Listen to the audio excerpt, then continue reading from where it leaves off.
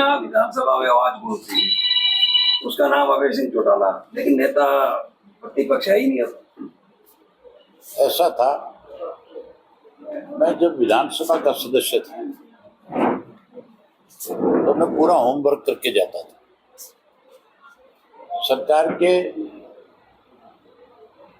सामने ऐसे आंकड़े ले जाकर के पेश करता था कि जो अधिकारी प्रेस क्लब में बैठते थे वो भी हैरान रह जाते थे भी ये सारी चीजें अभय सिंह जी के पास कहाँ से आई। और वो फिर कहीं ना कहीं अपने मंत्रियों को, चीफ मिनिस्टर का बचाव करते हुए लिख करके देते थे भी इसका जवाब ये बनता है। मंत्री और मुख्यमंत्री के पास मेरी बात का जवाब नहीं था। अब भी मैंने इस विधानसभा की कार्रवाई देखी, खास करके लॉ एंड ऑर्डर के ऊपर जब चर्चा हो रही थी, उसमें पार्लियामेंट अफेयर मिनिस्टर ने एक आंकड़ा बताया अपनी तरफ से, कैसे हाउस को गुमराह करते हैं सत्ता में बैठे लोग। ये ध्यान देने वाली बात। और जहां विपक्ष कमजोर होगा, जहां जिसको समझ नहीं होगी इस बात की, हुड्डा 2 बार चीफ मिनिस्टर रहा है और कांग्रेस के बहुत सारे एमएलए बहुत सीनियर हैं जो बहुत बार मेंबर रहे हैं, जो मिनिस्टर भी रहे हैं, लेकिन कभी तैयारी नहीं करते बेचारे। आंख मीच करके सीनियरिटी के नाम पे कहीं ना कहीं अपनी अखबारों में खबरें बनाने की कोशिश करते हैं। अब की बार जब मैं वो देख रहा था विधानसभा का सत्र, तो डांडा जो है वो ये कह रहा था कि 2014 के बाद आबादी बढ़ गई, जनसंख्या बढ़ गई, इसलिए अपराध भी बढ़ गए जनसंख्या के साथ। उस भले आदमी को ये पूछने वाला हो कोई, इस 11 साल में जो आबादी बढ़ी है वो नए बच्चे पैदा इससे बड़ी होगी या किसी और से बढ़ी? तो क्या हरियाणा प्रदेश के अंदर पैदा होने वाला बच्चा 11 साल की उम्र में अपराधी बन गया? जो तू आंकड़े प्रस्तुत कर रहा है, सिर्फ इतना ही पूछने की जरूरत थी, सरकार जो है बैकफुट पर आके खड़ी हो जाए। लेकिन हैरानी की बात है, चुपचाप उसकी बात सुनते रहे, बैठे रहे। किसी एक की भी हिम्मत नहीं पड़ी कि वो खड़ा होकर के ये कह दे कि तू क्या लोगों का बेवकूफ बना रहा है, किसका बेवकूफ बना रहा है, किस तरह के आंकड़े प्रस्तुत कर रहे हैं। इसलिए मैं ये कहता हूँ कि आज भी हरियाणा प्रदेश के अंदर विपक्ष अगर कोई है तो इंडियन नेशनल लोकदल पार्टी है। हमारे एमएलए को कम समय मिलता है क्योंकि 2 एमएलए, कहीं सरकार को इस बात का भी एहसास है कि ये तैयारी करके आते हैं, ये तुम्हें घेर करके खड़ा करते हैं, इसलिए टाइम बाउंड कर देते हैं हर चीज़ को, और टाइम बाउंड करके हमारे एमएलए को बोलने नहीं देते। हमने जो कॉलिंग अटेंशन लगाई दोनों में सरकार के सामने, उन दोनों में सरकार के पास कोई जवाब नहीं था।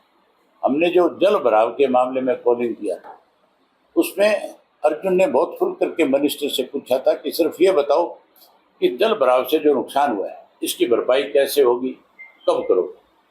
उसका कोई जवाब नहीं था मिनिस्टर का। तो सरकार तो बैकफुट पे रही है, लेकिन उसको और ज़्यादा बैकफुट पे ले जाने के लिए अपोजिशन का मजबूत होना बहुत जरूरी है। लेकिन यहाँ अपोजिशन जो है सरकार के साथ मिली हुई है। इसी कांग्रेस की वजह से आज भाजपा की सरकार है। मैं एक उदाहरण आपको बताता हूँ किस तरह से भाजपा की सरकार हुड्डा ने बनाई। जहाँ 16 टिकटें ऐसे लोगों को दी जो चुनाव हार रहे थे, जिनका सर्वे में आ रहा था कि सिटिंग एमएलए सारे के सारों में से 30 में से 16 हार जाएंगे, और वो 16 हारे हैं। आप उनकी डिटेल निकाल करके देख। उसके बाद 9 और हराई। ऐसे 9 कैंडिडेटों के सामने अपने कैंडिडेट खड़े कर दिए जो इसके चहते लोग थे, जिनको बागी नाम दे दिया गया। एक बड़ा उदाहरण है, वीरेंद्र सिंह का लड़का जो है, उससे हुड्डा को ये डर था कि अगर ये जीत करके आ गया और कांग्रेस की सरकार बन गई तो ये तेरे को परेशान करेगा। कल को राहुल गांधी कहीं यूथ के नाम के ऊपर इसको आगे ना कर दे, तेरे बेटे को कहीं पीछे ना छोड़ दे, उसको इस बात का बहुत डर था। तो वीरेंद्र सिंह के लड़के को हराने के लिए उसने 3 कैंडिडेट खड़े किए। एक क्या वीरेंद्र नाम का घोगड़ीपुर का लड़का था जो भूपेंद्र सिंह हुड्डा का बहुत चाहता था, जिसको कहता था तेरे को टिकट दिलाऊंगा। इसी तरह एक संडील गांव का था, क्या नाम था उसका, दिलबाग संडील का, वो भी हुड्डा का चाहता था। उसको भी कहता था कि तेरे को चुनाव लड़ाऊंगा, चुनाव नहीं लड़ाऊंगा तो तेरे को सरकार बनने के बाद कहीं अच्छी जगह अच्छी पोस्ट पे लेके आऊंगा जिससे तेरा सम्मान बढ़ेगा।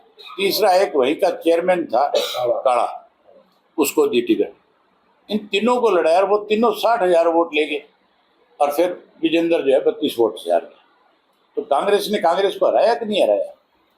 इस तरह से हरा करके इन्होंने बीजेपी को सत्ता में लेकर के आने का काम किया है। अब ये केवल घड़ियाली आंसू बहाते हैं, शोर शराबा करके हाउस में से वॉकआउट करके भागते हैं, जबकि सरकार के सामने विपक्ष को अड़ करके खड़ा हो जाना चाहिए। मेरी पार्टी के 37 MLA हो, चीफ मिनिस्टर क्यों नहीं कर सकता? विधानसभा बोल नहीं सकता? एक एक बात का गर्दन पे पैर रख करके जवाब मांग लिया और जवाब देना पड़े उसको। मैं तो अकेला ही बहुत था, मुझे भी इन्होंने षड्यंत्र के तहत हराया। कांग्रेस और बीजेपी मिल गई, बीजेपी वालों ने ऐसे आदमी को टिकट दे दिया जिसको बेचारे को उम्मीद से ऊपर वोट मिल गए। वो तो मैं जब खड़ा हुआ था तो मुझे ये कह रहा था, बोला अभय जी मुझे तो कोई 2000 वोट भी नहीं देगा। मैंने कहा भाई तेरे को टिकट इसलिए दिए बीजेपी ने कि कांग्रेस का प्रत्याशी मजबूत हो जाए।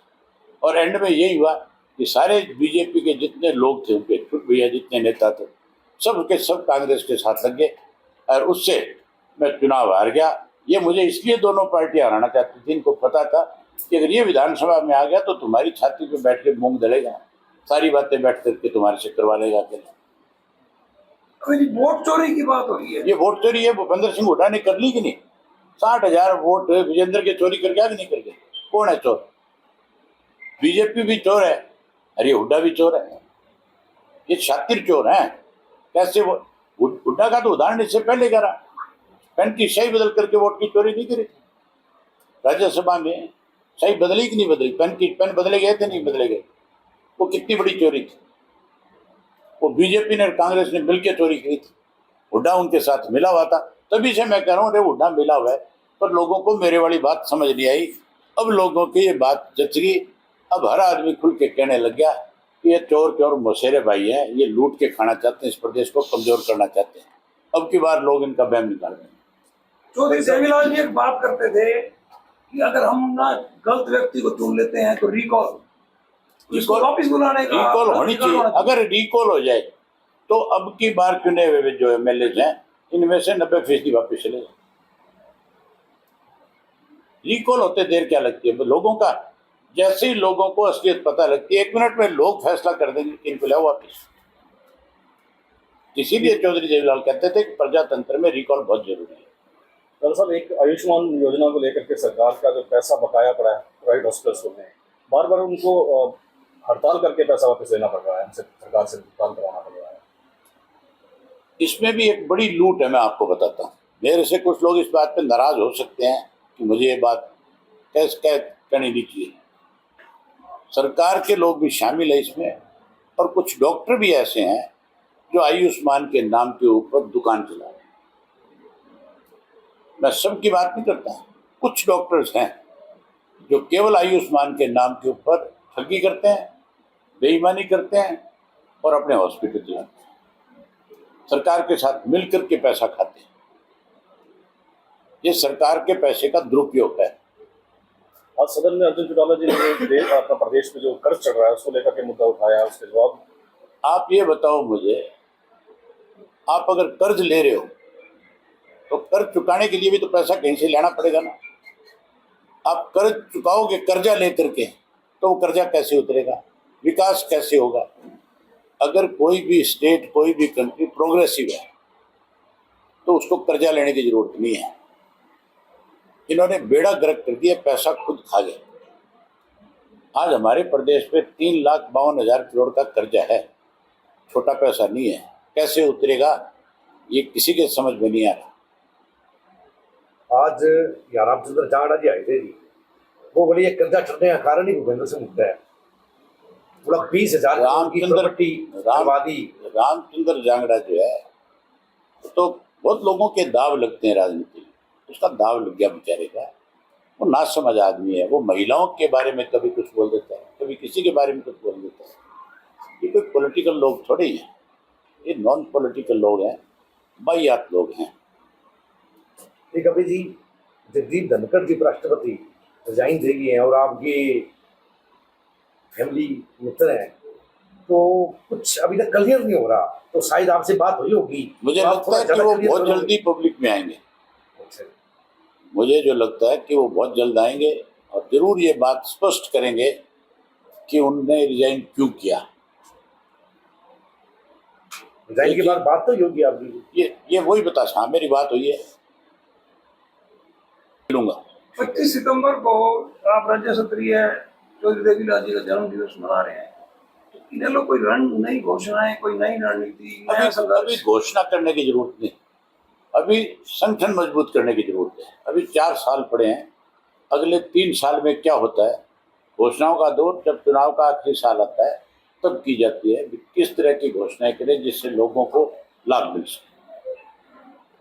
आज बीपीएल को लेकर भी आंकड़े पेश किए हैं सदन के अंदर, 9 लाख बढ़ गए, 8 लाख 9 लाख काट दिए, 8 लाख बढ़ गए, 9 लाख काट दिए बीपीएल, इन्होंने बढ़ा नहीं है, 9 लाख काट दिए। बीपीएल बढ़ाए इसलिए थे, मनोहर लाल जी भी बहुत शातिर हैं, उन्होंने चुनाव से पहले बीपीएल बनाए, इसलिए बनाए कि वोट मिलेंगे, लेंगे वोट बीपीएल बना करके।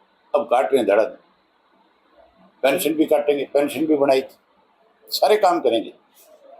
शिक्षा विधायक गोकुल सेठिया आपके शब्दों में बड़ा प्रश्न कर रहे हैं। चल छोड़, तू कोई अच्छी बात करने के लिए अच्छा सीखना बहुत जरूरी है। सेठिया बच्चा है, तू भी बच्चा है।